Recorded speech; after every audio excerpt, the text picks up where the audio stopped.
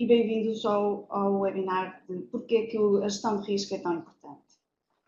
Ora, primeiro, com a apresentação, o meu nome é Virginia Araújo, eu tenho um doutoramento em Engenharia de Software e sou licenciada em Matemática e Ciências de Computação, várias certificações profissionais, sou formadora acreditada, consultor sénior e também professora universitária, e a minha especialização recente é ou seja, especializei-me mais em gestão de serviço, gestão de governança, gestão de projetos. Dou consultoria e formação oficial em ITIL, todos os cursos de ITIL, ISO 20000, COBIT, Big Data, Resilia e alguns cursos do PMI. Project Management Professional, Schedule Management e RMP. E Prince 2, que cobre a área da gestão de projetos. Tenho mais de 20 anos de experiência profissional em IT e giro atualmente projetos e programas de grande dimensão. Pertenço também a grupos de investigação, membro editorial de algumas revistas de especialidade de sistemas de informação e também participo em várias palestras, congressos e autor e coautor de vários artigos em revistas de especialidade de sistemas de informação. Hoje, o que é que nós vamos ver neste webinar? Vamos falar um bocadinho das dores sentidas pelo gestor de projeto e muito especificamente no que toca à gestão de risco. Vamos falar então porque é que a gestão de risco é tão importante e para nos ajudar nesta gestão de risco nós vamos falar da abordagem do PMI neste webinar, podemos falar de outras que também são consideradas na gestão de projetos, mas neste é a abordagem em 6 passos proposta pelo PMBOK, que não sei se conhecem, porque também não sei se têm algum conhecimento da gestão de projetos. De qualquer forma, este webinar é introdutório, não é? Não é requisito, não há um pré-requisito para a participação. Aqui, o que é que nós vemos? Vemos dores sentidas por toda a gente e muito pelos gestores de projeto. Ou seja, nós no dia-a-dia, como dizia na apresentação deste webinar, todos nós gerimos projetos, não é? Nós na vida pessoal também gerimos projetos. Em qualquer atividade nós fazemos um planeamento, fazemos uma distribuição de atividades, fazemos um cronograma de quando é que essas atividades vão ser realizadas, fazemos uma estimativa de custo, de tempo, etc. Por exemplo, combinar uma simples festa, um passeio de grupo, etc. Falo especificamente no gestor de projeto, porque o gestor de projeto é uma das grandes dores na gestão de projeto, é realmente a gestão do risco. Aqui temos alguns exemplos das dores que, se calhar, vocês vão sentir-se familiarizados, se não forem no âmbito de projetos, no âmbito das atividades profissionais do dia-a-dia. Por exemplo, o meu cliente está sempre a mudar de ideias, não é? Mudar de âmbito, a mudar de pedidos, o pedido. As pessoas que reportam a mim em âmbito de projeto estão a ser desviadas para outras atividades com prioridades na empresa, na organização, por exemplo.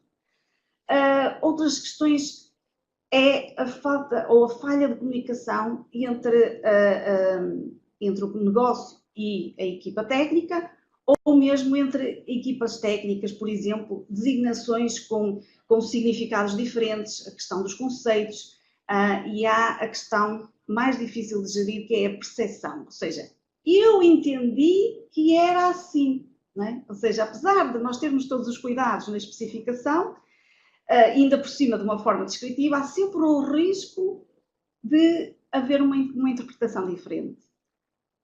E é por isso que nós seguimos metodologias e algumas recomendações de como gerir estas incertezas.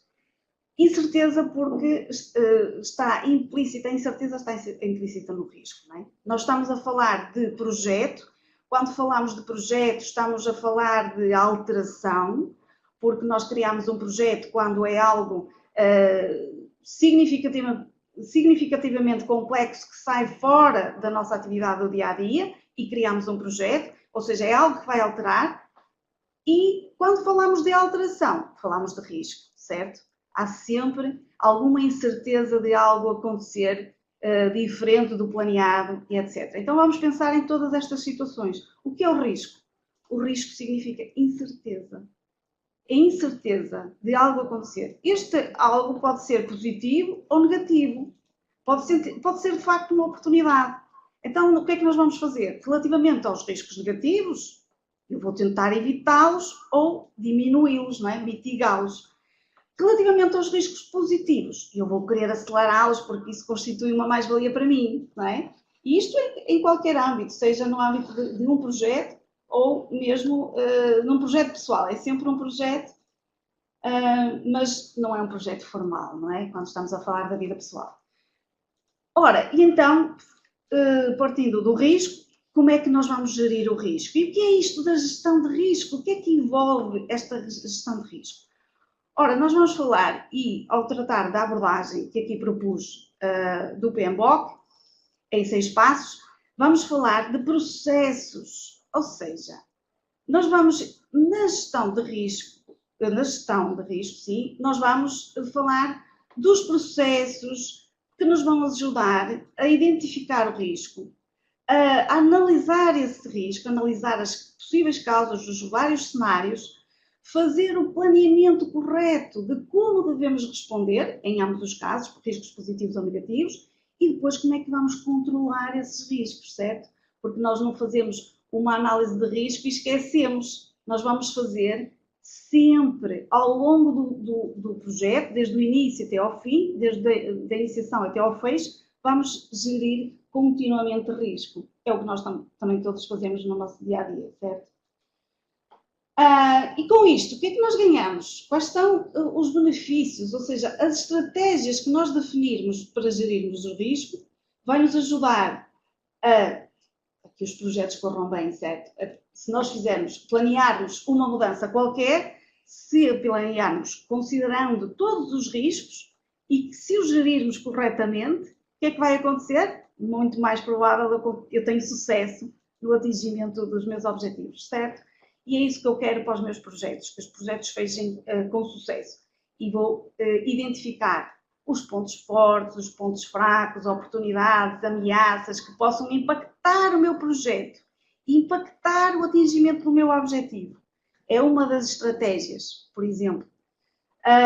Vamos realmente garantir que todas as atividades procedem conforme o planeado, ou seja, nós vamos considerar todas as possíveis situações que podem impactar na execução dessas atividades. O que significa que nós estamos a garantir que elas vão ser executadas com sucesso. Vamos explorar as oportunidades, vamos mitigar ou, de preferência, eliminar os riscos. Vamos garantir que o projeto fecha com sucesso. Vamos ainda ter ferramentas para, no futuro, ou seja, e ao longo do projeto, avaliar o que é que correu bem, o que é que podemos melhorar para o passo seguinte, para o projeto.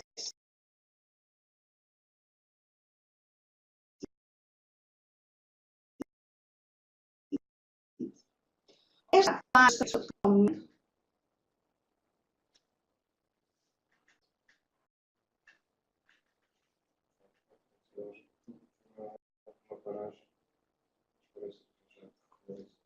Ok, vamos continuar. Parecia um erro técnico. Ora então, estava eu a falar da abordagem proposta pelo PMBOK em 6 passos. Ora, nós podemos adaptar esta abordagem, não é? Porque o PMBOK é um corpo de conhecimento, ou seja, não é uma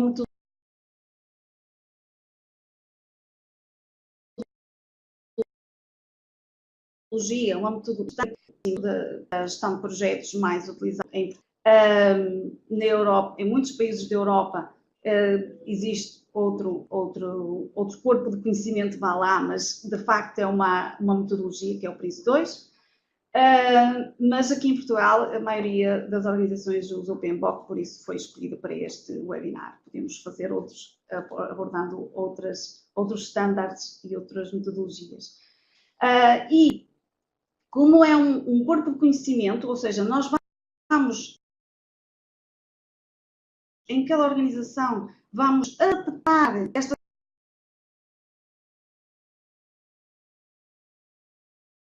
recomendações incluídas no PMBOK, e o uso de metodologia passa a ser obrigatório, para ser obrigatório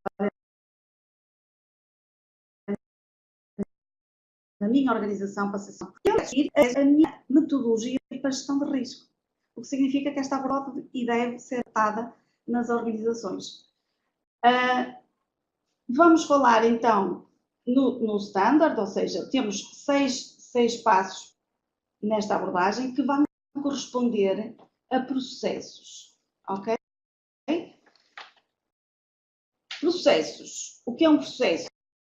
Só tem um conjunto de inputs, ora, nós pegamos em inputs, processamos esses inputs, usando o quê? Usando ferramentas, usando técnicas, usando o conhecimento de pessoas, todos os recursos que eu tenho na minha organização para apresentar um resultado, são as saídas, não é? Os outputs.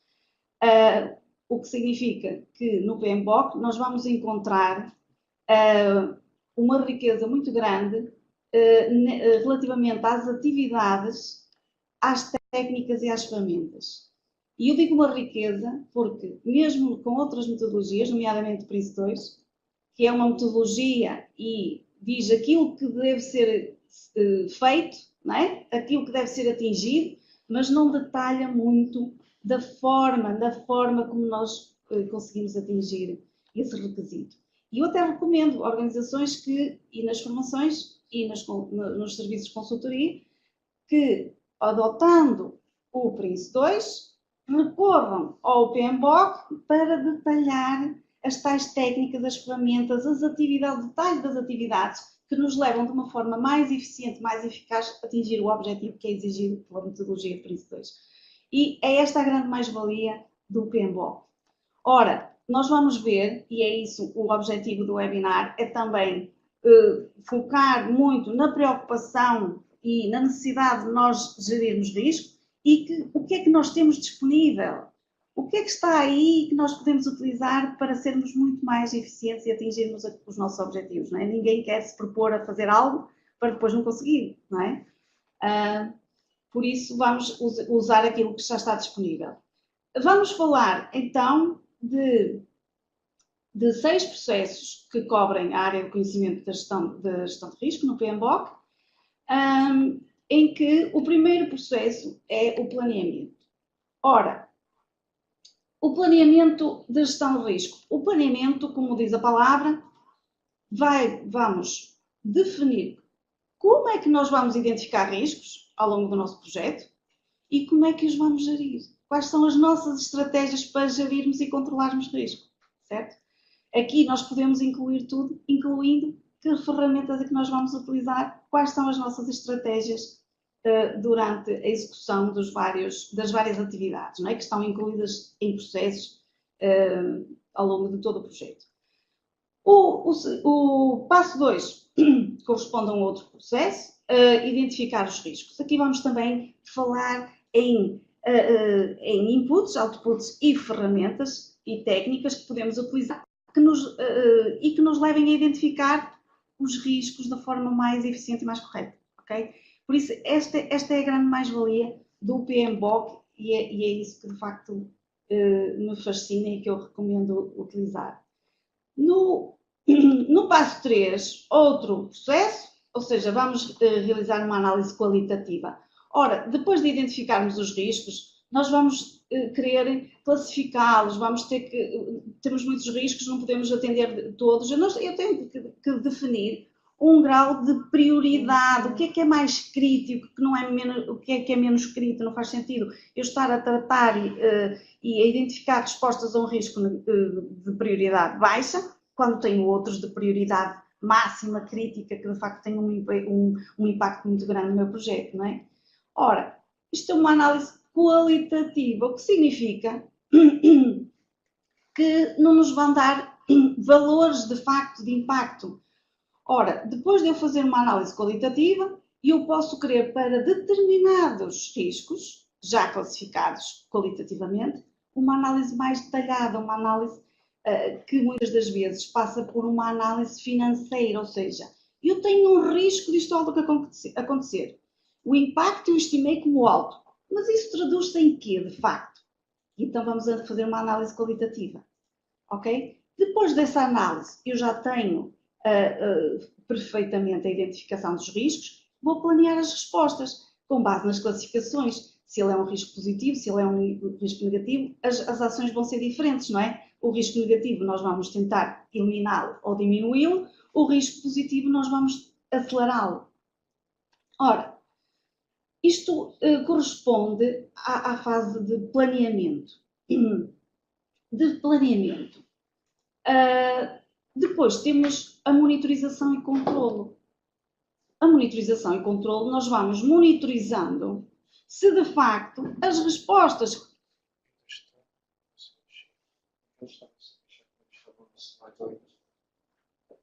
Está.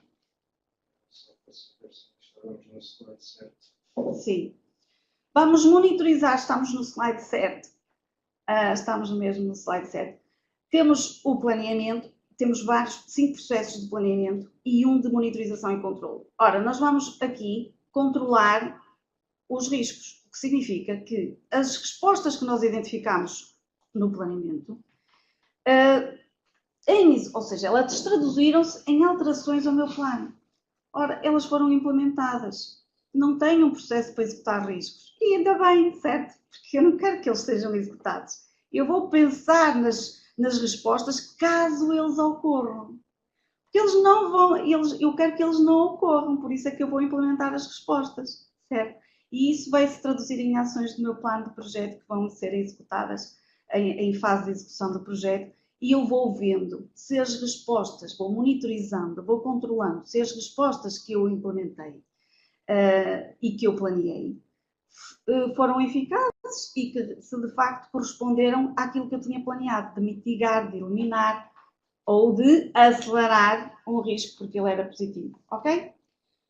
Pronto, então temos um overview da abordagem e os slides seguintes iríamos só detalhar um pouco. Ou seja, este webinar não é uma formação, não é? Nós vamos só mostrar o que existe, o que é possível, para vocês ficarem com uma ideia geral e para realmente verem que temos ferramentas que têm muita vantagem na gestão do risco, com todos os benefícios que isso traz. Ora então, relativamente à fase de planeamento, nós temos 5 processos.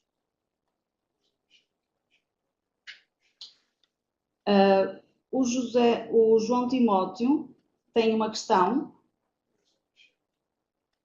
O José Teixeira. Fazemos assim, José, eu preferia fazer a apresentação toda e vocês fazerem as questões no final, pode ser? Se não corremos o risco, já estamos aqui a fazer gestão de risco, corremos o risco de não mostrar todo o conteúdo que eu tinha proposto e que de facto acho que vai trazer uma grande mais-valia para todos vocês. Fazemos as questões, ok? Pronto, muito bem, obrigada. Ora, então, nós na fase do planeamento, né, estamos no primeiro processo, vamos planear como é que nós vamos gerir, ou seja, qual vai ser a nossa estratégia, vamos nos preparar. É lógico que eu vou me socorrer de fontes de informação. Ora, que fontes de informação? Se vocês repararam no slide das dores, dos pain points, eu tenho muitas questões a gerir que não são técnicas. Ou seja, há uma componente de comportamental, de skills, de stakeholders que impactam muitas vezes nos projetos e inclusivamente ditam o insucesso dos projetos e que não têm nada a ver com questões técnicas que era proposto realizar no âmbito do projeto. Ora bem, então eu tenho que olhar para os meus stakeholders. Quem são os meus envolvidos? Muitas das vezes, com base nesta análise dos stakeholders, eu identifico uma série de riscos, não é? E a estratégia definida vai depender muito dos meus stakeholders, analisando os vários perfis. Ora, o Project Charter, não sei se sabem, mas é a fonte de todo o projeto, não é? Nós começamos a planear o projeto depois de termos um Project Charter, ou seja, um detalhe muito alto nível daquilo que se pretende fazer no projeto, com algumas condições, ou seja, já temos uma estimativa do âmbito, do tempo, do custo, uma indicação dos benefícios, que ganhos é que aquele projeto vai trazer, alguns constrangimentos, algumas limitações que eu tenho e que vou ter que gerir ao longo do projeto, etc. Ou seja, esta base vai ser fundamental para eu definir a minha estratégia, como é que eu vou planear, gerir o meu risco. E o plano de projeto? O plano global do projeto, que vai sendo sempre alimentado ao longo de todo o projeto, do início ao fim. Vou ter que definir categorias, por exemplo. Eu, na fase de planeamento, vou pensar em que categorias. Eu vou dividir os meus projetos, os meus riscos, como? Ora, posso ter riscos técnicos, não é? Associados à tecnologia, requisitos tecnológicos e etc. Posso ter riscos de gestão de projeto, nomeadamente recursos financeiros, de recursos humanos, de priorização, não é? Porque eu estou a ver que o meu projeto pode perder prioridade ou outras questões associadas. Riscos organizacionais relativos à própria organização, riscos externos, por exemplo, alguma lei governamental, alguma questão relacionada com fornecedores, alguma questão ambiental, não é? Externa ao meu projeto. Ora, já tenho uma base de trabalho, ou seja, já reuni alguma informação. Nós vamos falar sempre neste webinar principais fontes, principais ferramentas, principais outputs, saídas, etc. O que não significa que sejam as únicas, ok? Por isso que está aqui entradas principais, não é? Entrada-chave. No processo, no passo 1 da abordagem, no planeamento da gestão de risco, então vamos considerar principalmente o Project Charter, o termo de abertura do projeto, em português, o Stakeholder Register, que é a base onde eu registro toda a minha informação de stakeholders, que são as partes interessadas. E o que é isto, as partes interessadas? É as pessoas, todas as pessoas que podem impactar ou podem ser impactadas pelo meu projeto, não é? E o plano do projeto, como nós tínhamos falado. Que técnicas é que estão disponíveis e que eu posso utilizar? Ora, estamos a falar de técnicas analíticas, por exemplo, que o PMBOK refere, que envolvem uma análise, por exemplo, do perfil dos stakeholders, como nós falámos que era uma fonte de risco, eram os stakeholders. Muitas das vezes os projetos, a lista de riscos não são técnicos. E então, uma ferramenta que me ajude a classificar os meus stakeholders por perfil, por exemplo, é fantástico. Aqui o PMBOK a dar algumas orientações neste sentido. Opinião especializada, ou seja, grupos ou pessoas ou indivíduos com formação especializada, não é? Eles são especialistas naquela área. Então nós vamos convidá-los para o nosso projeto, fazer uma reunião para pedirmos opinião, uma opinião de um expert. Porque falarmos em reuniões, brainstorming, reuniões com os vários stakeholders, pessoas até fora do projeto, são fontes de informação fantástica para nós definirmos a nossa estratégia de gestão de risco. Quais são os outputs deste processo? é o plano da gestão de risco, não é? Que vai constituir a minha estratégia. Ou seja, para que é que isto me vai servir? Ao longo da gestão de risco. Ou seja, ao longo do projeto, não é? Desde o início ao fim eu tenho que gerir risco.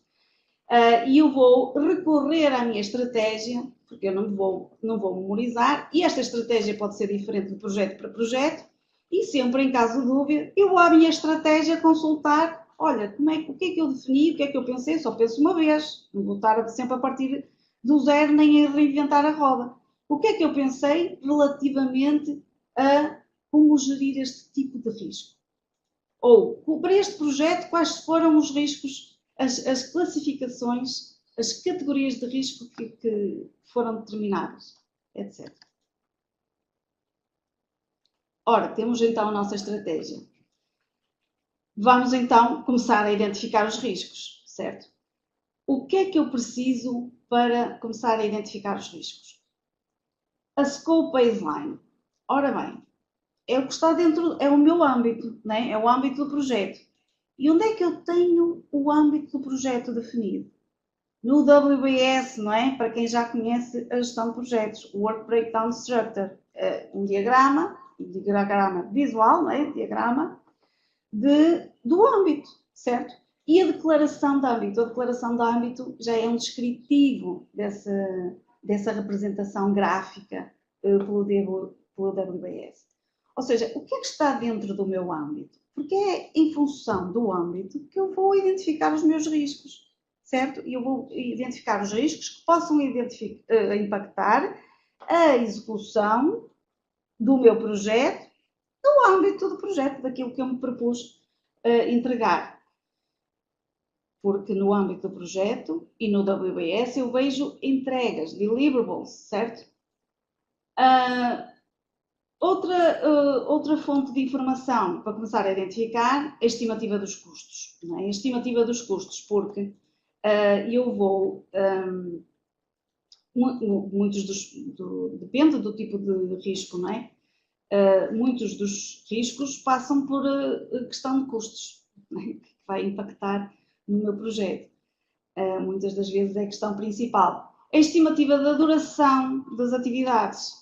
Em função da estimativa, eu vou identificar riscos. Ora, há um risco de eu não conseguir realizar esta tarefa dentro desta duração e dentro deste custo previsto. Ou seja, tenho que ter noção destas previsões, das estimativas.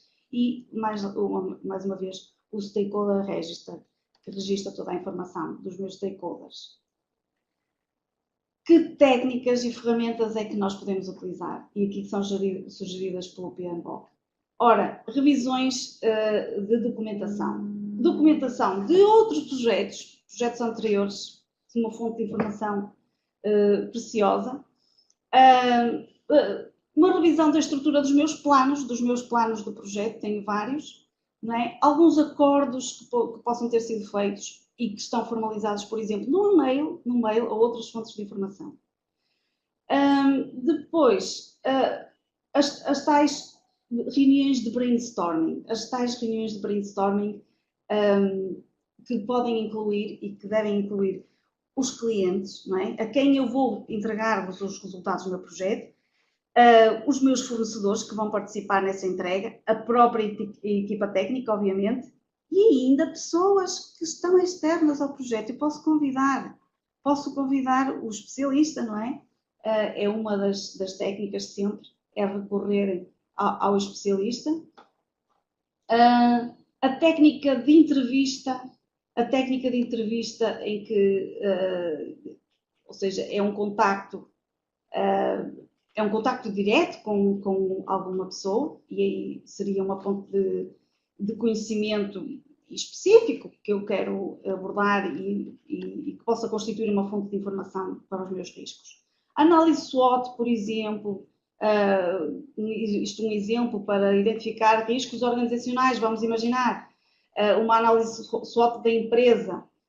SWOT significa as forças, as fraquezas, as oportunidades e as ameaças, em português, e com isto vai ser uma fonte de informação para a identificação dos riscos.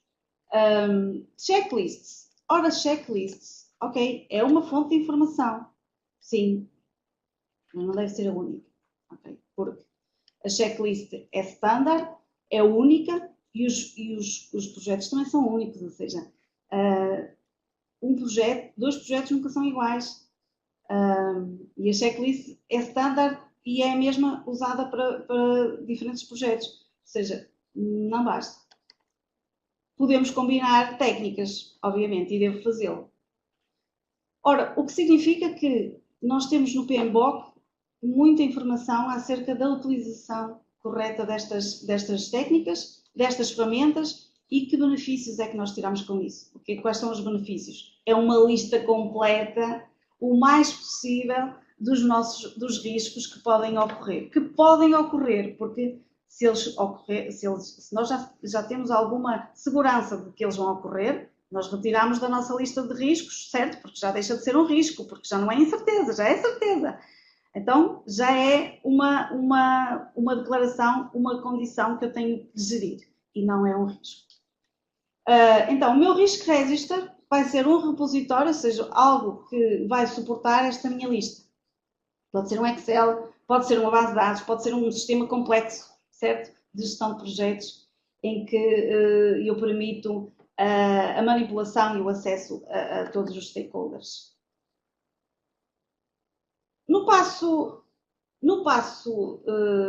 Ainda no passo 2, temos aqui a referência às técnicas de brainstorming, à técnica Delphi, que é uma forma de chegarmos a um consenso. Todos conhecem o processo da eleição de Papa, por exemplo, não é? Sai fumo branco, sai fumo negro, usa esta técnica, certo? Ou seja, vamos fazer uma distribuição de questões a um grupo que depois reúne e chega-se a um consenso. Pode haver várias iterações, certo? Como na eleição de Papa, em que nós chegamos a um consenso e é preciso fazer várias iterações da reunião. Outra técnica é a análise da causa raiz, da root cause, não é? Nós vamos fazer uma análise específica para descobrir as causas subjacentes ao risco, não é? E quais são as ações preventivas. Isto vai nos ajudar muito na identificação das respostas ao risco. E então vamos guardar toda esta nossa informação dos riscos num Risk Register. Temos aqui um exemplo, ou seja, podemos definir um template que pode ser utilizado depois para todos os nossos projetos, para facilitar, certo? Ou seja, pensamos uma vez, não pensamos outra vez, vamos reutilizando, mas temos aqui a lista dos nossos riscos e é esta lista que vamos utilizar para monitorizar e controlar os meus riscos. Ou seja, eu tenho uma descrição do risco, quem o levantou, por exemplo, o owner, o dono que vai conduzir todas as atividades associadas à gestão do risco, de acordo com a estratégia definida no planeamento do risco, e depois ainda posso definir umas cores associadas à priorização resultante da análise qualitativa que nós vamos ver à frente.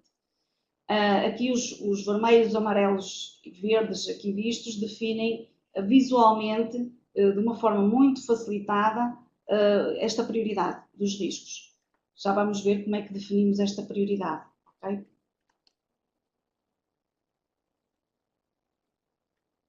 Passo 3. Então, vamos realizar, temos já a lista, o que significa que neste passo, por exemplo, eu posso ainda não ter estes vermelhos, amarelos e verdes. Eu ainda não determinei a prioridade, só os identifiquei.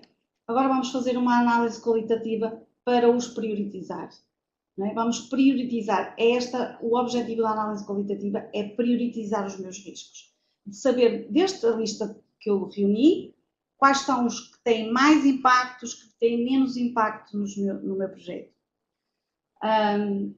Ora, para isto, eu vou ter alguma fonte de informação, a minha Scope Baseline que falámos, o Risk Register, obviamente, que já tem a identificação dos riscos da primeira vez, mas das vezes seguintes que eu ir realizar, que eu executar este processo, não é? Uma análise qualitativa que eu vou estar continuamente a fazer. Ou seja, Eu não planeio uma vez e acabou. Eu vou continuamente planear, executar, monitorizar, planear, executar, monitorizar, certo? Ao longo do meu projeto. Porque os riscos, alguns podem desaparecer, outros podem dar origem a novos riscos e por aí fora. Por isso, o Risk Register vou ter que o ter e a minha Scope Baseline, porque a minha Scope Baseline é sempre o âmbito, aquilo que eu me proponho fazer no meu projeto e o que é que pode identificar, impactar o atingimento desse objetivo e essa entrega que está incluída no âmbito. As ferramentas. Ora, nós temos aqui uma ferramenta muito utilizada, que é a matriz da probabilidade de impacto. Ora, nós vamos determinar, face a um risco já foi identificado, vamos determinar a probabilidade dele ocorrer e, em caso de ocorrência, qual é o impacto que ele vai ter no meu projeto, de uma maneira qualitativa ainda. Não é? Nós estamos ainda a quantificar em números esse impacto.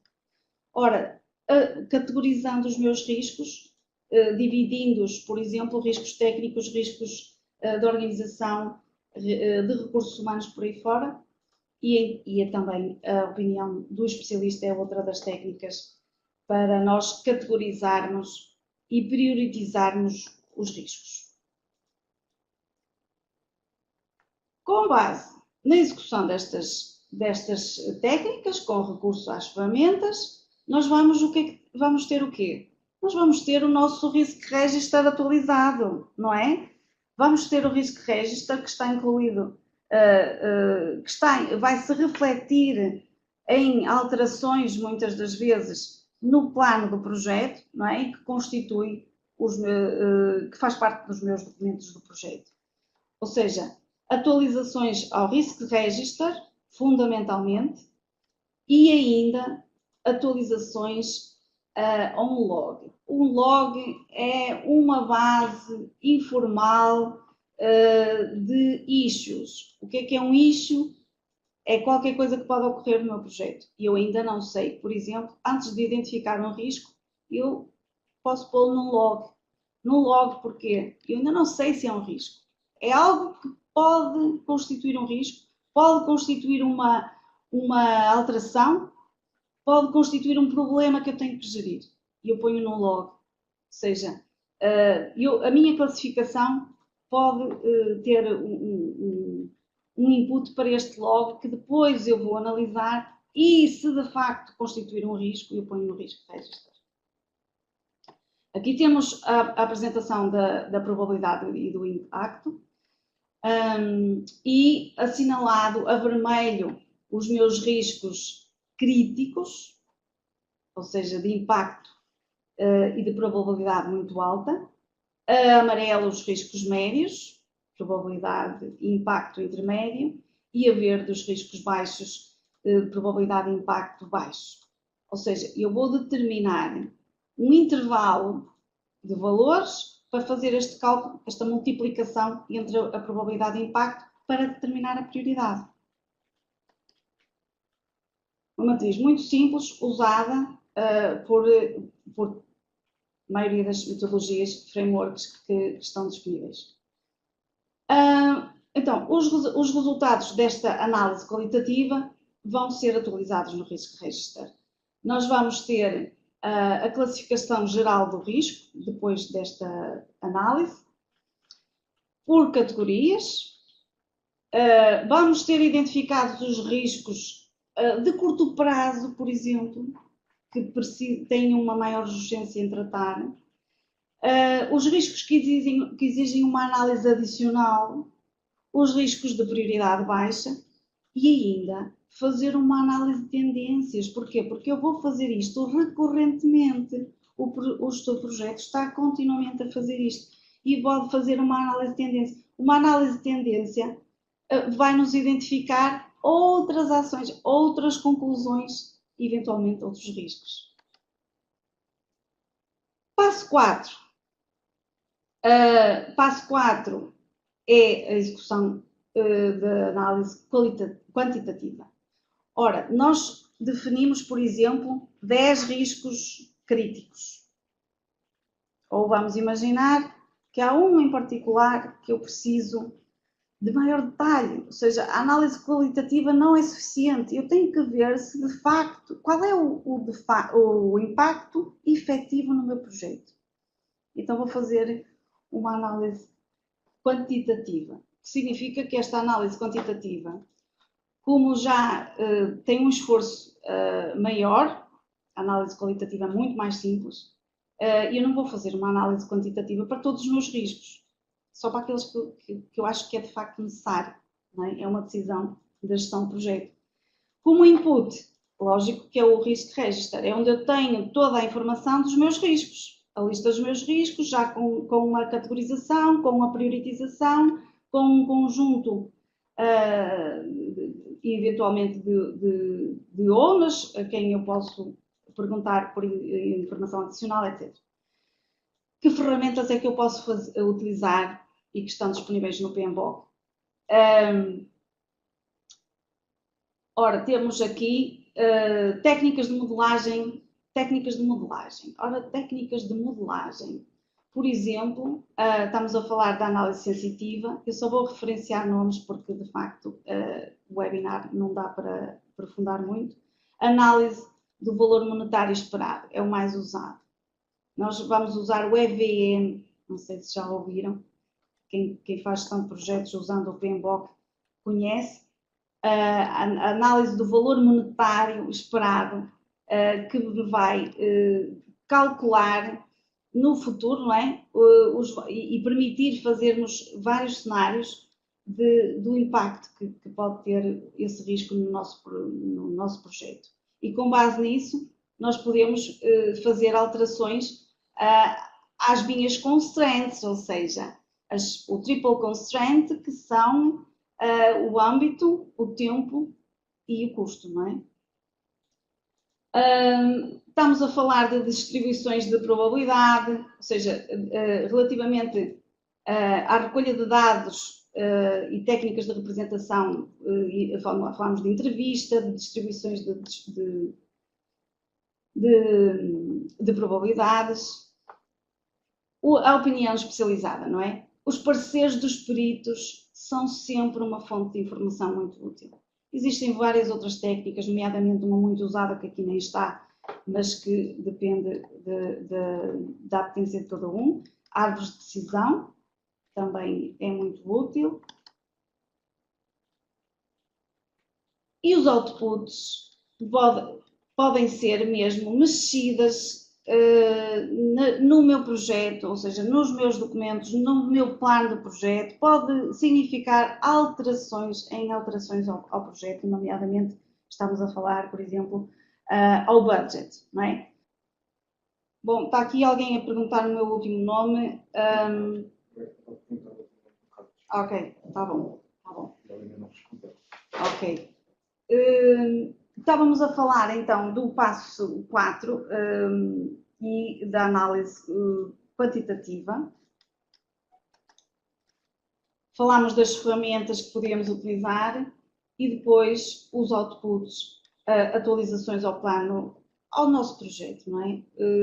Muitas das vezes temos mesmo alteração e isto deve ser feito logo à partida, ou seja, nós temos uma estimativa do custo do projeto, por exemplo, e no custo do projeto devem estar incluídos o custo da execução das respostas ao risco, não é?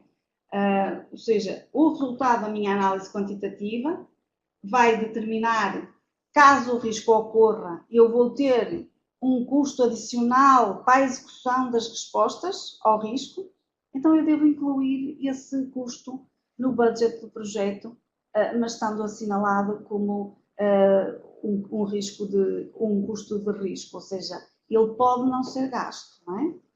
Nós não temos a certeza, o risco é isso, é incerteza.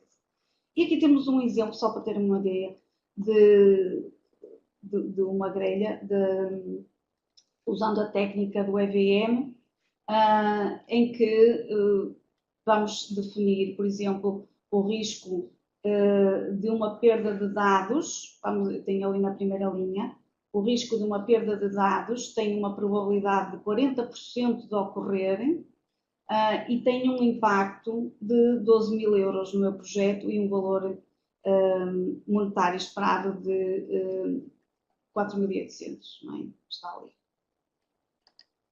São estas as técnicas que nós aprendemos num curso de PMP, por exemplo, ou de Risk Management. Aqui a técnica da entrevista é muito útil para nós analisarmos casos, o worst case, best case e o most likely, não é? O pessimista, o otimista e o mais provável. E com base nisso nós identificarmos o impacto, não é? O impacto mais provável e é muitas das vezes esse que eu vou seguir. Aqui um exemplo da árvore de decisão, outra das técnicas que referi anteriormente, e a atualização, no final da análise quantitativa, nós vamos atualizar o nosso Risk Register, não é? A probabilidade, vamos ter a informação e a garantir que o projeto executa com sucesso, não é? Atinge os objetivos de custo e de tempo, por exemplo. Temos uma lista priorizada dos riscos, quantificados, não é? Com valores de impacto no meu projeto e posso ter ainda uma fonte de informação para análise de tendências na gestão de projetos, não é? O passo 5. Ora, o passo 5, nós vamos planear as respostas. Vamos planear as respostas aos nossos riscos, tendo ou não feito a análise quantitativa, ok? A análise quantitativa é opcional, certo? Eu faço uma análise qualitativa e muitas das vezes é suficiente nos meus projetos. Mas devido à criticidade, devido ao valor associado, uma estimativa do valor associado à resposta daquele risco, eu preciso de ter mais certeza, mais detalhe, então faço a análise quantitativa. Ora, depois disso, eu já tenho uma base para trabalhar nas respostas, então vamos trabalhar nessas respostas aos riscos. Eu já tenho a classificação, já sei se ele é positivo, se ele é negativo. Então, o que é que eu vou pegar? No Risk Register, obviamente, tenho lá toda a informação. E no plano, a minha estratégia para gestão de risco também vai ser o meu input para começar a definir as minhas respostas, a planear as minhas respostas. Que ferramentas é que estão disponíveis? Ora, temos várias estratégias, não é? O que se recomenda sempre é usar uma combinação de estratégias, não usar uma só, não é? Estratégias para tratamento de riscos negativos, não é? Ou ameaças. Estratégias também para tratamento e identificação de respostas a riscos positivos ou oportunidades. Temos aqui uma outra pessoa. Estratégias de contingência. O que é isto da contingência? Nós vamos mitigar o risco, não é? Nós não temos possibilidade de o evitar, porque isso é o que nós pensamos sempre. Ora, identifiquei um risco. Eu não quero o risco, se ele é negativo. Se ele é negativo, eu não quero o risco. Então, o que é que eu posso fazer? A minha resposta vai ser, o que é que eu posso fazer para evitar este risco? Bem, mas há riscos que eu não vou poder evitar. Então, o que é que eu posso fazer para minimizá-los? Ou seja, numa base proativa eu não consigo fazer nada, ou seja, para o evitar. Trabalhando numa base reativa, ou seja, ele já ocorreu e já ocorreu, o que é que eu posso fazer para remediar a situação? E obviamente, a opinião dos experts, dos peritos, para identificarem as minhas respostas, muitas das vezes, e deve ser sempre utilizada, não é? Se há um especialista na área, então ele deve ser consultado, porque ele de facto é aqui uma fonte de informação muito boa. Os outputs são alterações ao plano de gestão de projeto, ou seja, pode ter implicações a este nível. E a maioria das vezes tem. Estratégias, então, para mitigar ou eliminar os riscos negativos, as nossas ameaças, certo? Ora, nós queremos primeiro evitar. Nós queremos evitar. O que é que se faz para evitar algo? Ora, se para evitar o risco, eu vou evitar a fonte do risco, certo? Ora, se o risco é um requisito e que está no âmbito do projeto, eu não posso simplesmente retirá-lo porque ele foi pedido pelo cliente, a quem eu vou entregar o resultado do projeto. Mas, se, por exemplo, a fonte do risco é um fornecedor que eu escolhi para trabalhar nesta entrega, o que é que eu vou fazer? Substituir o fornecedor. Eliminei a fonte do risco, por exemplo. Mitigar. Vamos imaginar mitigar, ou seja, ele, no caso de ocorrer, eu vou ter um impacto, já o quantifiquei, já o qualifiquei, por exemplo, vou ter um impacto, mas esse impacto pode ser reduzido. Reduzido fazendo um conjunto de ações. Vamos imaginar, tenho um servidor, estamos a falar de um projeto tecnológico, por exemplo. Tenho um servidor, mas eu estou a reaproveitar aquele servidor, o que significa que há uma probabilidade dele falhar. E se ele falhar? Ou vamos imaginar que a minha solução pressupõe um servidor. Bem, e se o servidor falhar, como é que eu faço relativamente à disponibilização da entrega? Muitas das vezes passa por cenários de tolerância a falhas, não é? Tolerância a falhas, ou seja, ter um servidor redundante, ter distribuição de carga por mais que um servidor, pode ser simplesmente ter um equipamento em stand-by para, se algo acontecer, eu ter de imediato a possibilidade de o substituir. Estamos a falar de mitigar risco. E então, e de transferir? Transferir, eu vou, por exemplo, fazer um seguro. Significa que eu vou passar a responsabilidade para uma terceira parte. Não faz parte da equipa do projeto, ou seja, é uma ameaça que eu vou transferir para terceiros. Ok? Isto está muito associado aos seguros.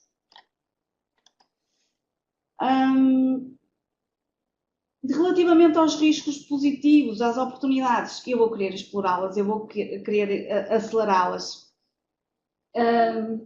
Ora, no caso, eu tenho aqui vários tipos de resposta. Posso querer explorar esta oportunidade, porque eu quero aproveitá-la, de facto, no âmbito do meu projeto. Vai ter um impacto positivo. Eu posso querer explorá-la, posso querer acelerá-la, posso querer partilhar esta oportunidade. Por exemplo, entre o provider, o prestador desta entrega, e o cliente, normalmente é o que acontece. Ora bem, vimos toda a fase de planeamento desta abordagem proposta pelo PMBOK e eu tinha aqui algumas questões só para garantir que vocês estão a seguir. E aqui, se houver alguma questão, podem colocar, ainda que não é aquele espaço de debate final, ok? Ora, gostaria de ver respostas a esta questão. Quais são os processos da gestão de risco? Lembram-se? Falámos do início.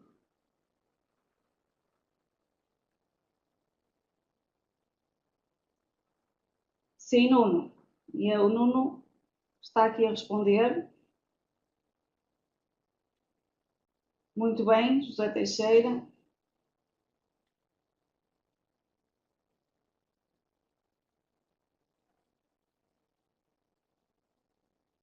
tá?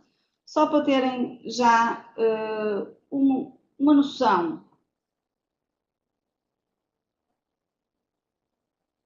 Basicamente, nós estamos a falar de, em qualquer estratégia... Sim, Nuno, obrigada, já respondeu certo. Estamos a falar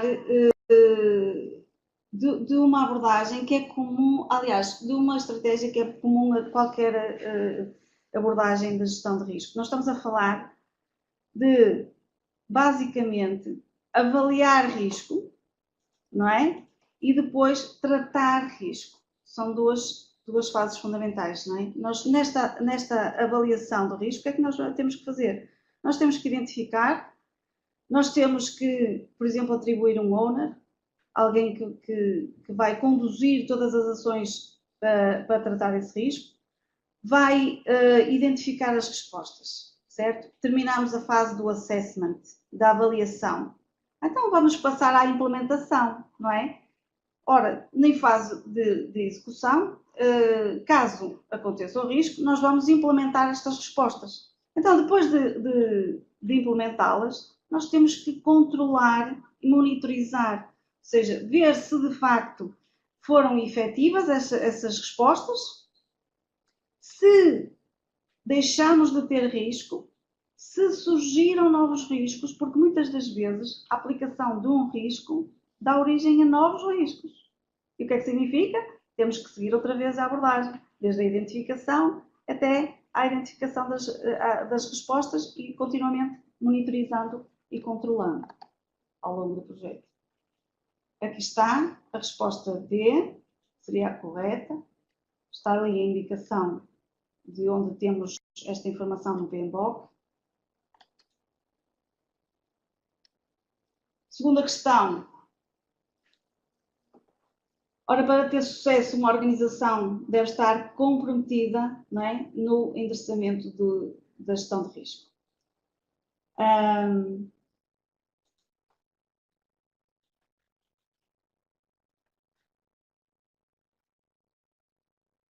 Quando? Quando é que isto deveria ocorrer? Muito bem, muito bem. Estou a gostar desta participação. Até agora ninguém errou. Muito bem, muito bem. Exatamente. Nós temos que estar continuamente a gerir risco. E já agora,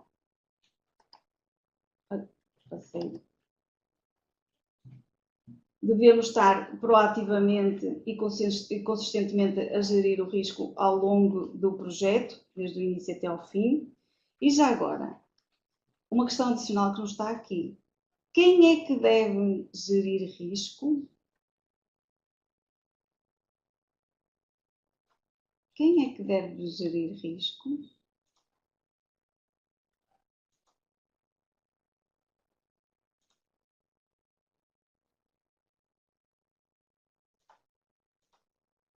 Sim, não há dúvida. É o gestor de projeto, de facto. Mas todos. Pois é que está. Sim, quem é responsável pela entrega do projeto não há dúvida, é o gestor de projeto, não é? Segundo o PMBOK, não é? Eu já ia dizer metodologia, mas não está correto dizer metodologia porque de facto não é. Mas é toda a equipa. Toda a equipa. Porquê? Porque toda a equipa faz pequenas ações que contribuem para o atingimento de um resultado. Este resultado é um resultado intermédio, certo? Que vai contribuir para o resultado final a quem o projeto está a dar a cara, não é? É o gestor do projeto que está a responsabilizar por essa entrega. Mas se cada um dos envolvidos não gerir risco, também vai ser complicado. Ou seja, o gestor do projeto tem uns riscos para gerir, mas cada membro, cada participante no projeto tem outros riscos para gerir. Ou seja, este conhecimento da gestão de risco deve ser aplicado a todos os membros da equipa. do projeto. Estamos a falar de um projeto formal, o que significa que nos projetos informais também se aplica. Também se aplica, não é? Se nós vamos fazer um piquenique e delegamos atividades para um conjunto de pessoas, um trata das bebidas, outro da comida, outro dos transportes e por aí fora, eles próprios, na sua atividade, não é? Também têm eles próprios que gerir risco, porque senão vai impactar o passeio de toda a gente, certo? Que é o responsável, alguém que fica responsável por tudo aquilo que está envolvido associado à realização desse passeio, por exemplo. Outra questão, o principal, um output primário do processo de identificação de riscos é fantástico, muito bem, exatamente. Nós vamos registar. Alguém mais quer responder? Nós vamos registar toda a informação dos nossos riscos no Risk Register. Aqui está a resposta e também a fonte de informação no PMBOK.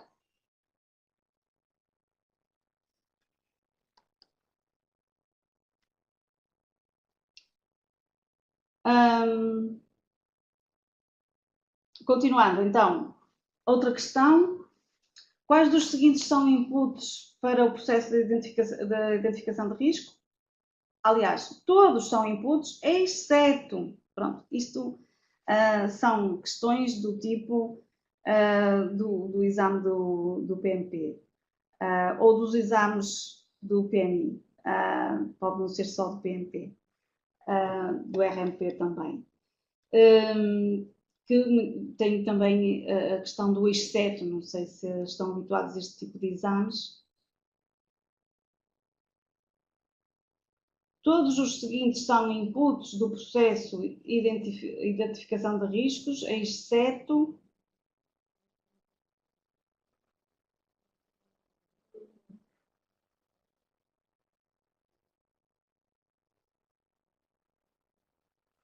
ok. Aqui já houve mais variação, mas está equilibrado. Está equilibrado. Ora bem,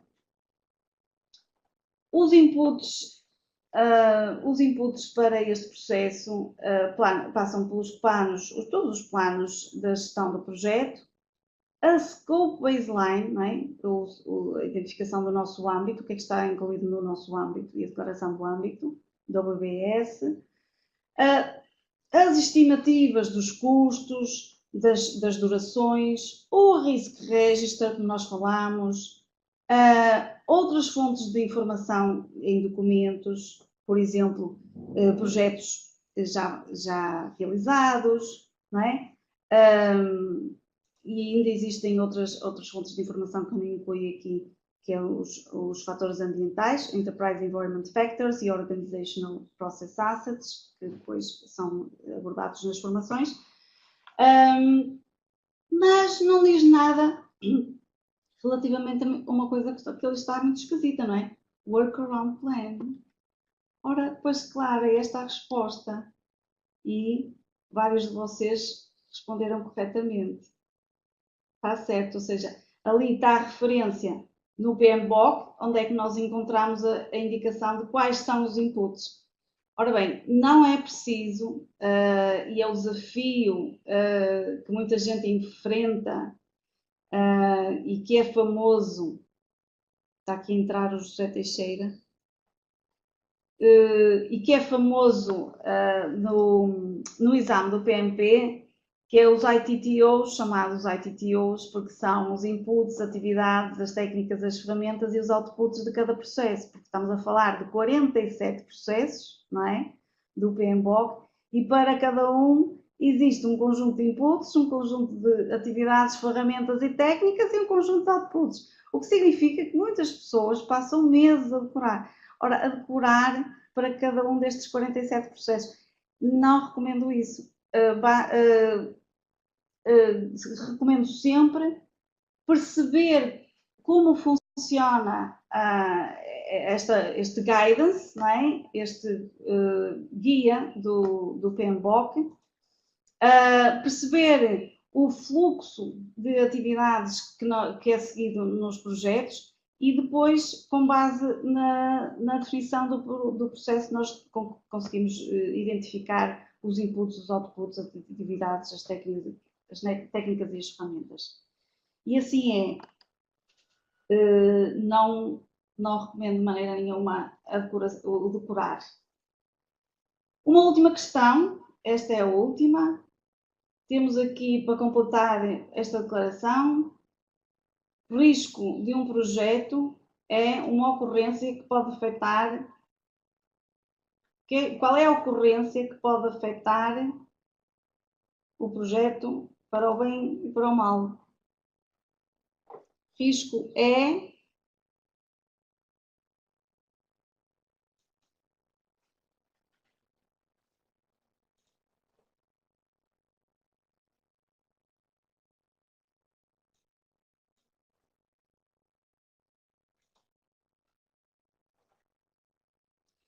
tenho aqui uma questão, mas já agora vamos só responder primeiro esta questão, depois respondo à questão do José Teixeira.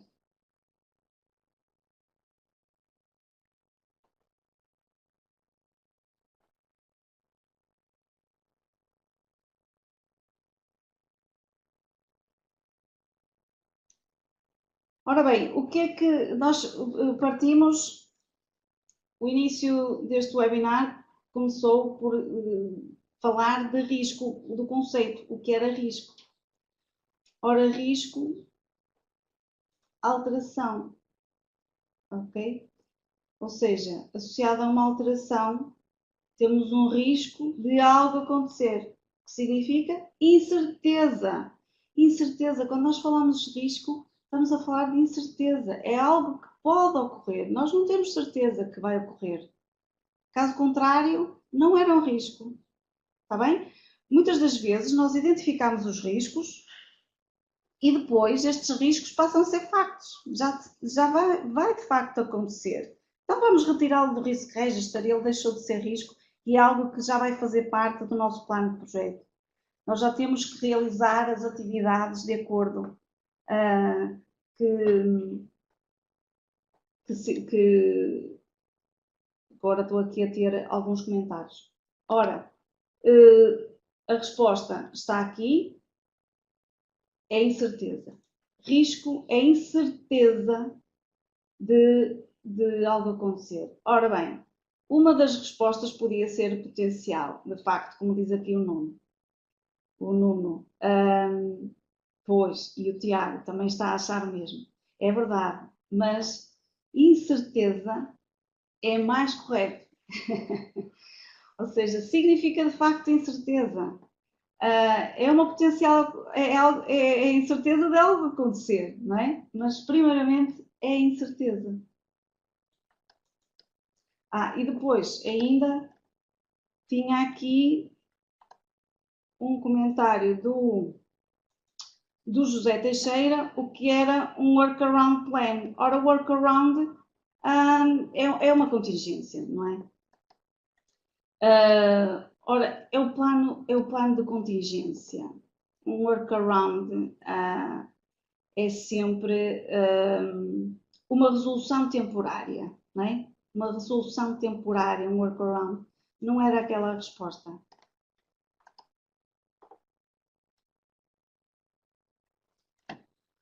Ora bom, então, temos aqui algumas dicas muito úteis para a gestão de risco. Algumas, não é? Existem várias. Ora, nós quando estamos a falar da análise qualitativa, estamos a falar de justificação, não é? Porque, olhando para a palavra, qualitativa, qualificar, justificar, pode levar a mais análise, não é? A mais análise que nós vamos resolver com a análise quantitativa, ok? Primeiro fazemos sempre uma análise qualitativa e só para aqueles riscos que de facto necessitam de maior análise, de nós termos certeza do impacto em termos quantitativos, não é? De valores, fazemos já essa análise recorrendo às ferramentas e às técnicas que falámos e que estão amplamente abordadas no PMBOK. Ora, atualizar sempre o Risk Register, por isso é que eu há bocadinho falei que a nossa base para registro da informação dos riscos pode ser um Excel no nosso PC, pode ser um ficheiro partilhado na rede, na intranet, pode ser um sistema centralizado, um sistema de gestão de projetos, que é o mais usual, o mais recomendado, porque toda a gente pode aceder à mesma fonte de informação, não há falhas de comunicação e evitamos atrasos, não é? Atrasos na comunicação. Quem levanta um risco pode automaticamente registá-lo para depois ser analisado, etc. Por isso, sempre atualizar o Risk Register. E outra advertência quanto a isto, que é o PMBOK fala na parte da comunicação no âmbito de outros processos, mas porque estamos a falar aqui de risco, nós temos que comunicar o risco. Temos que comunicar o risco. Ora, se estamos a falar de um projeto, estamos a falar de alteração e não há alteração sem risco. Esta deve ser uma máxima que deve estar sempre presente.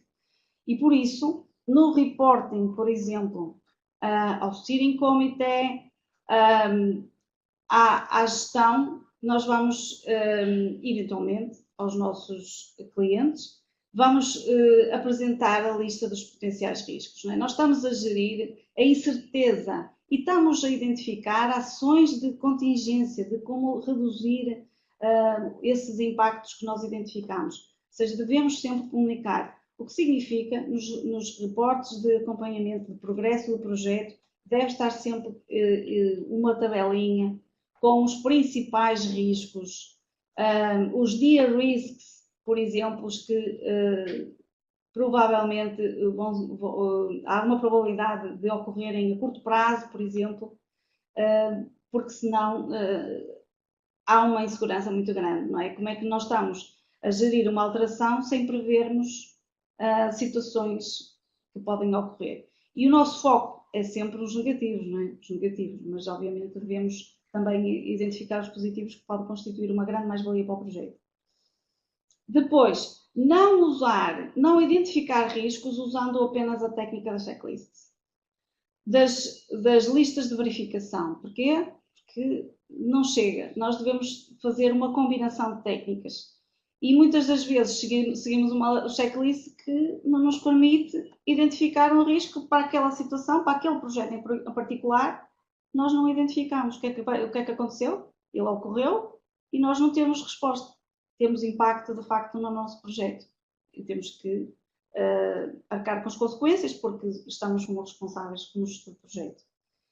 Por isso, esta questão das checklists é útil, sim, é uma base. A checklist é sempre uma base muito boa, porque não nos esquecemos de nada e escolhemos ou retiramos aquilo que não se aplica, mas combinada com outras técnicas, porque pode estar a falhar alguma coisa.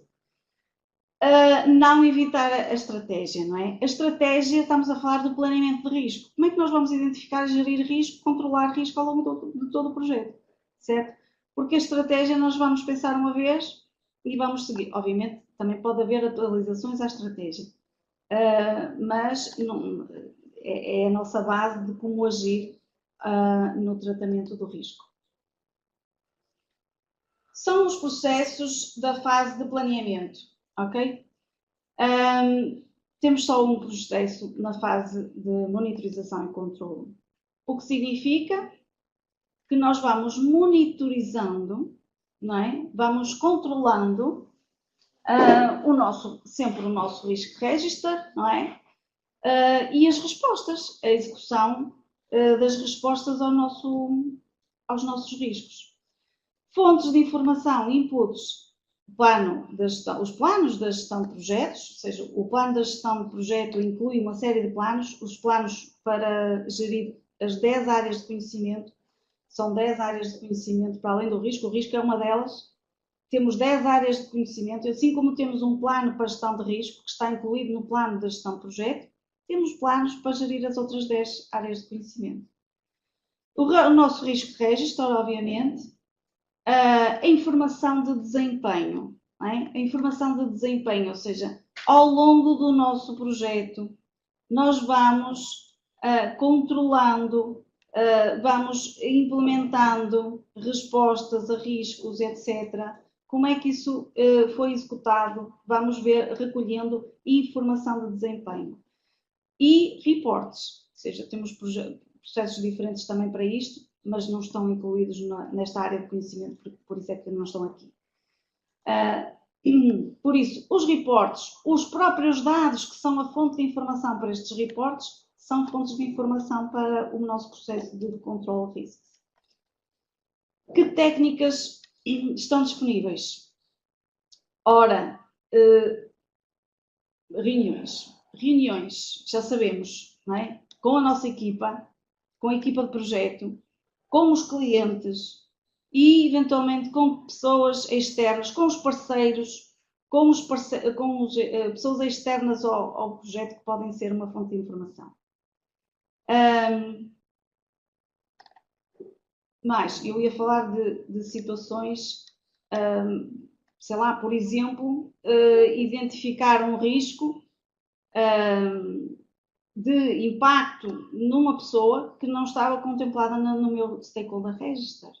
Não estava contemplada. Ou seja, se eu só convidar pessoas para obviamente não posso convidar o mundo inteiro, mas tenho que saber quem é que deve envolver na discussão com um determinado objetivo para identificar determinados tipos de riscos.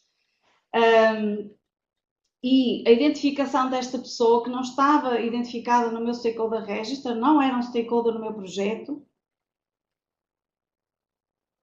deu uma possibilidade de identificar a resposta e evitar um impacto enorme na entrega do projeto e evitar o insucesso do projeto.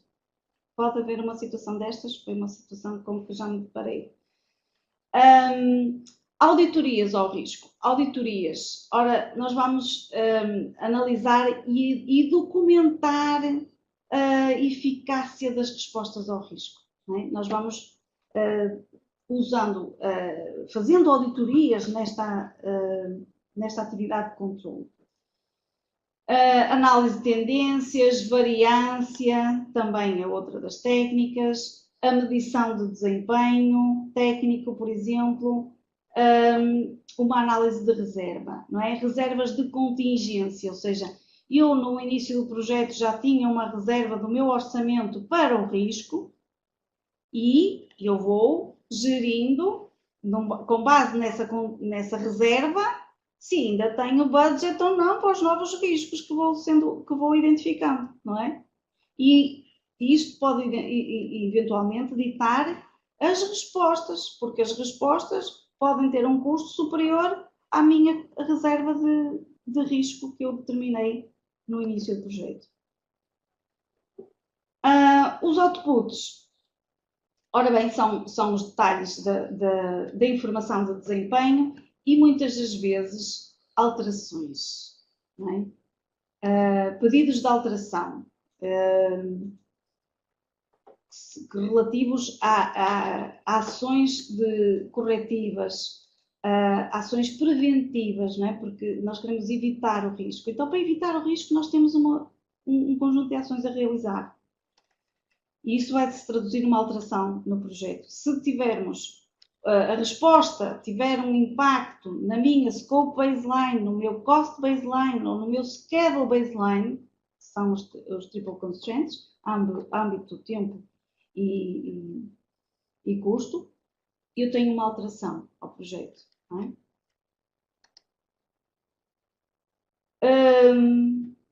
Ora, nós temos que monitorizar e controlar os riscos. Monitorizar ou controlar os riscos quando? Sempre, não é? Desde o início até ao fim. Não é? Nós temos que gerir risco do início ao fim do projeto, que envolve, obviamente, o planeamento e a monitorização e controle. envolve também a execução de auditorias, a condução de auditorias, para ver a eficácia, a eficiência das respostas que eu planeei e que foram necessárias executar para minimizar ou diminuir os riscos negativos, neste caso, ou então os positivos. Analisar os desvios. Ora bem, com base nesta monitorização e controlo, eu vou detectar sempre desvios, não há dúvidas. Eu vou detectar sempre desvios. Desvios face a quê? Às minhas baselines, às minhas bases, não é? Eu fixei, no fim do planeamento do projeto, fixei a minha baseline de âmbito, tempo e custo, e depois vou sempre medindo os desvios face a estas baselines. E muitas das vezes eu tenho que recorrer, fazer um conjunto de ações, recorrer a um conjunto de técnicas e de ferramentas que me permitam ainda cumprir os meus objetivos do projeto, fazendo, dentro das minhas folgas, que são as minhas reservas, fazendo, por exemplo, crashing do projeto. Vamos imaginar. Crashing significa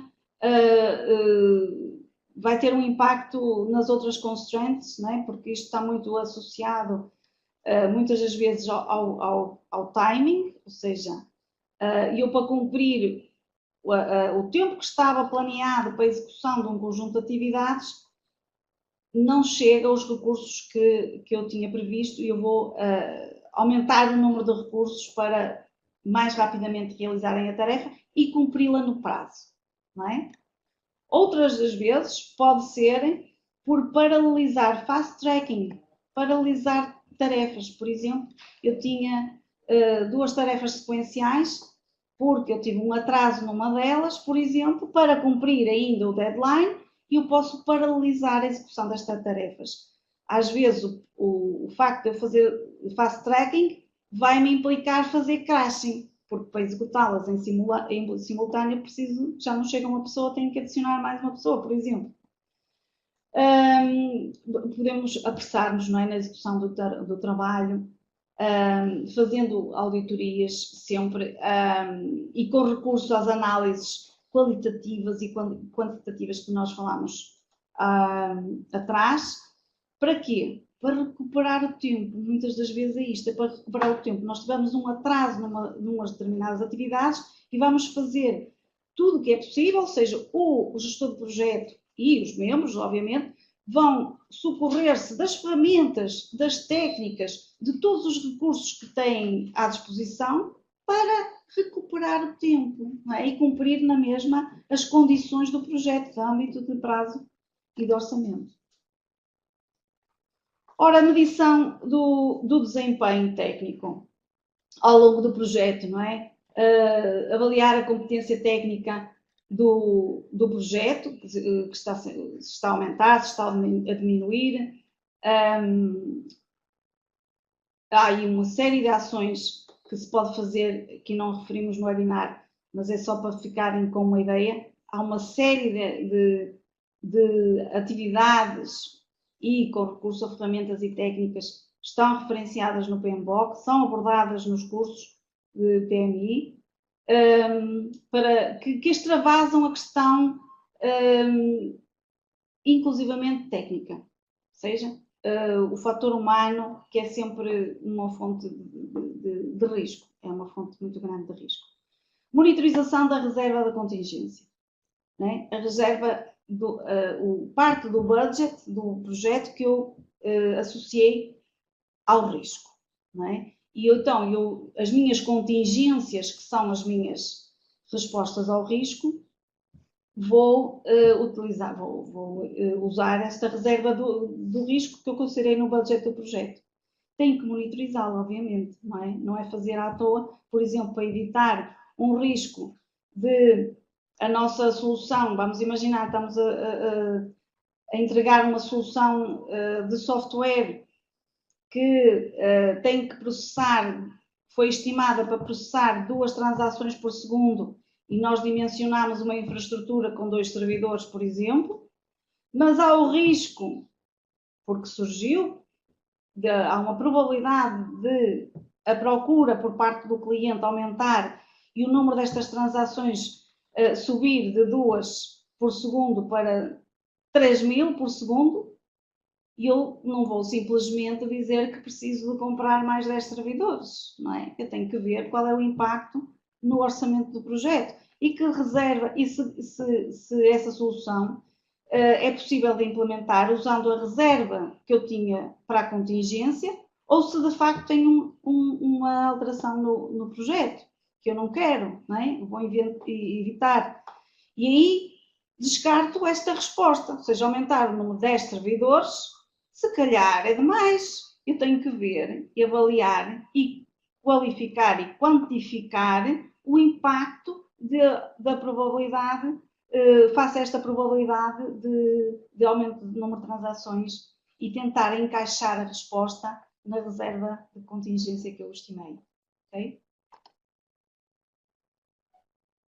Bom, terminamos. Nós, o que é que vimos neste webinar? Nós falámos das dores da gestão de projeto, estão sempre muito associadas à incerteza de algo acontecer, ou seja, nós fazemos um planeamento, basilamos, não é? As nossas variáveis do projeto, no PMBOK são 10, que são abordadas. Basilamos, ou seja, firmamos um acordo com a gestão, a direção do projeto, o steering committee, project board e os nossos clientes, e por isso temos que executar todas as ações possíveis, usando todas as técnicas, todas as ferramentas que possam estar ao nosso alcance para garantir esta entrega, com base nestas variáveis que foram acordadas. Nós não queremos alterar o acordo, não é? Firmamos um acordo, nós queremos manter este acordo. E por isso nós vamos usar o quê? Vamos usar uma série de processos que aqui estão, não é? Uma série de processos associados ao risco. Risco sempre associado à incerteza. Se estamos a gerir projetos, estamos a falar de incerteza porque o projeto é alteração. Ok? Pronto, é uma abordagem que aqui está em linha, temos 6 passos em linha, mas na realidade é cíclico. É cíclico. Nós continuamente estamos a planear e a gerir risco, certo? Ciclicamente, o que significa que, como eu falava no início, nós podemos e devemos adaptar apresentando com uma apresentação em ciclo e acrescentando a parte da comunicação que está incluída noutros processos que não estão aqui nesta área de conhecimento. Podemos e devemos adaptar. Ok? Pronto, seria isto para hoje. Temos ainda tempo para algumas questões. O que eu ia referir é que abordámos aqui os cursos PMI, falámos de PMI, estão a ver no rodapé que são cursos na área de gestão de projetos disponibilizados pela Rumos. Acrescentámos a isto, no âmbito da gestão de projetos, o PRINCE 2, os vários cursos do PRINCE 2, só para terem a noção da diferença. O PRINCE 2 é uma metodologia, o PMP ou o PMBOK é um corpo de conhecimento, significa que não é obrigatório, ou seja, existe sempre uma adaptação e aí, com base neste corpo de conhecimento, nós definimos uma metodologia para aplicar nas nossas organizações. O PRINCE 2 é uma metodologia, ou seja, tem um conjunto de requisitos que são absolutamente mandatórios, são obrigatórios de seguir. Se nós não seguirmos, não é um projeto PRINCE 2. Pronto, é uma adaptação qualquer, mas não é PRINCE 2, porque é de facto obrigatório seguir. O que é que nós devemos fazer? Uma combinação, não é? Uma combinação. O PRINCE 2 é uma metodologia simples. Nós no PMBOK estamos a falar de 47 processos. No PRINCE 2 estamos a falar de 7 processos, imaginem a diferença. não é? 7 princípios, 7 temas, 7 processos que são obrigatórios de seguir. O que significa no PMBOK nós temos os 47, mas não é obrigatório aplicá-los todos aos vários projetos. No PMP temos 7 processos, mas que são obrigatórios. O que é que podemos fazer? Se o projeto é mais simples, nós vamos atalhar, vamos simplificar, vamos combinar processos, mas eles são executados na mesma. Certo? E no PMBOK podemos mesmo não os executar. Mais diferenças. No Prince 2, pela simplicidade, não aborda, não temos técnicas nem ferramentas aprofundadas, ou seja, são pouquíssimas técnicas referenciadas.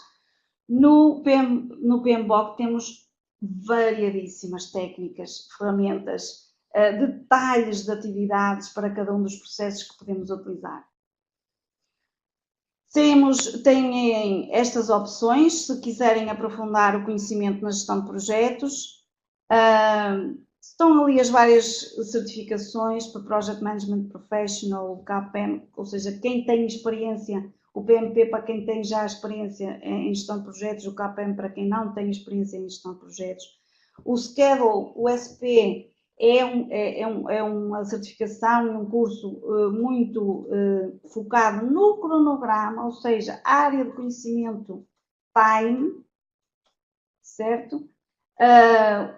RMP para risco, e depois por acaso aqui não tem de Prince 2 porque o âmbito deste webinar era PMBOK.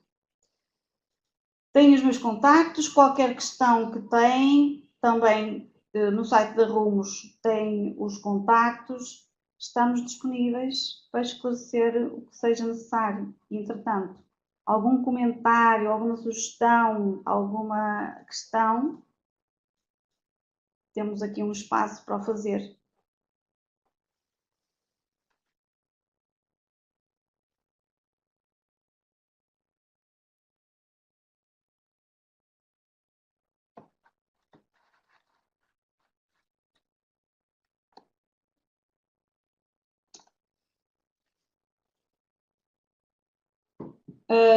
Tenho aqui um comentário que eu não estava a ver.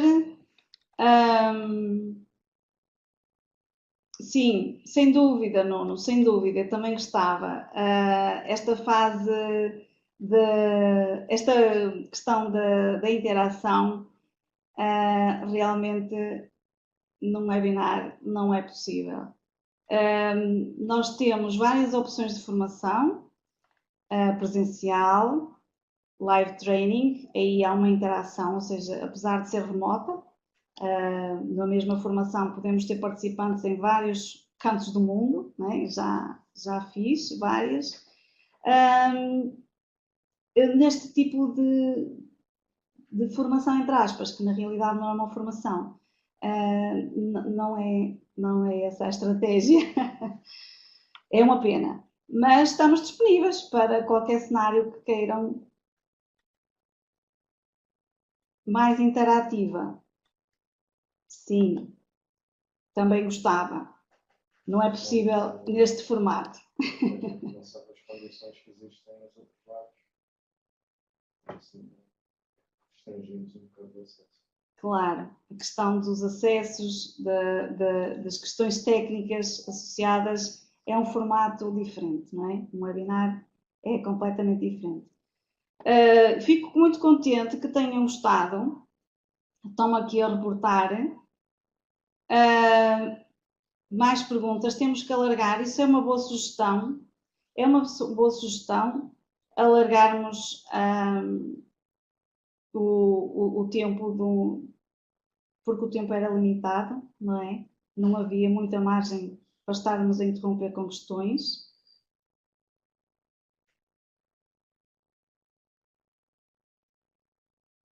Eu espero que tenha fomentado o gosto pela gestão de projetos, que é útil em todos os âmbitos, não é? Mesmo fora do âmbito profissional, logicamente que isto está mais vocacionado para âmbito profissional.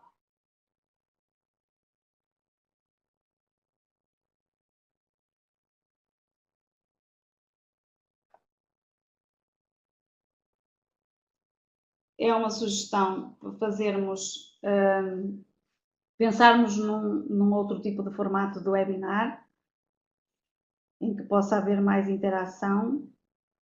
É uma sugestão registada.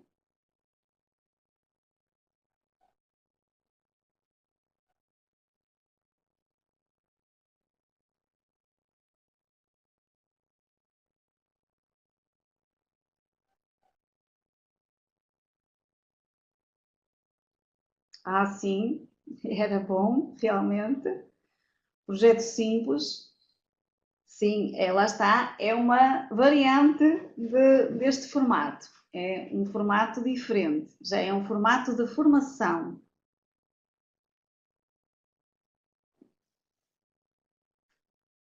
Mas é uma sugestão.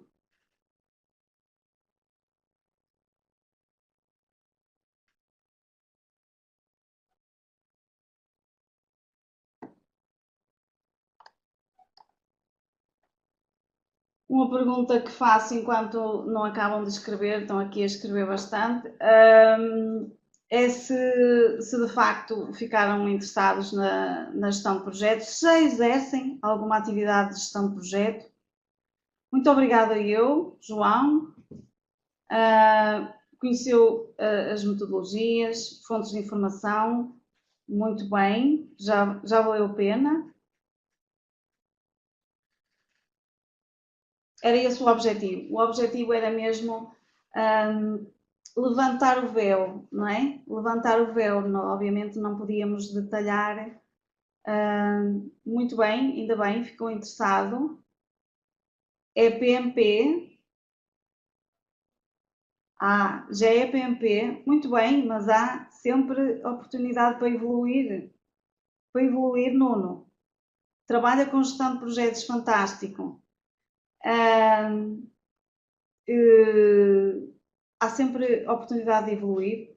É PMP, temos aqui especialização em gestão de risco, muito, muito importante para o gestor de projeto, não é? Para um PMP, especializar-se, e o curso de RMP está aí disponível. Outro curso que eu também aconselho muito, por incrível que pareça, em Portugal não se preocupam muito com a gestão do cronograma, ou seja, é o PMISP, muito solicitado noutras zonas geográficas. E é engraçado que em Portugal o gestor de projeto tem muito o hábito de andar com o cronograma na mão, sempre durante a execução do projeto, sempre a monitorizar e a controlar para ver desvios, cronograma, etc. E existe uma especialização em gestão do cronograma, que há muitas coisas que podemos otimizar, há sempre oportunidade de melhoria. Exato. Pronto. Se não tiverem mais questões, de qualquer maneira, só uma pergunta. Um certificado, não está previsto enviarmos o certificado, porque o certificado está sempre associado à formação. O webinar é simplesmente uma partilha de conhecimento do que é que existe, do que é possível fazer e depois, eventualmente, aprofundar numa formação, não é?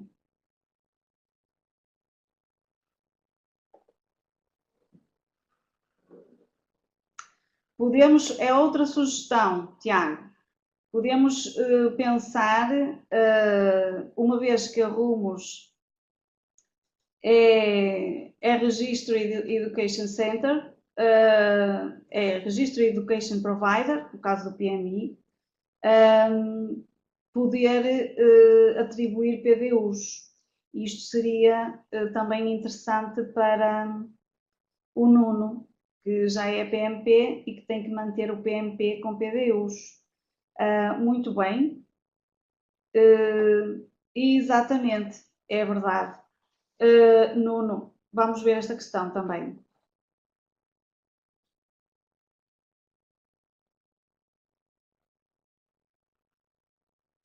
Muito obrigado, Tiago. Nuno, todos os participantes, João, por aí fora, que não estou a ver todos, eu só vou vendo um a um à medida que eles vão com documentários. Exatamente, os webinars são uma forma de obter PDUs. Vamos ver isso, sem dúvida.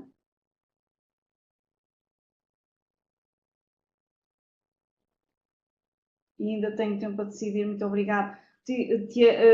Tiago, espero que lhe tenha fomentado aqui o gostinho pela gestão de projetos, que é uma área fascinante e em clara expansão. Ou seja, faça uma investigação, faça uma análise do potencial da gestão de projetos como carreira profissional. É uma boa recomendação.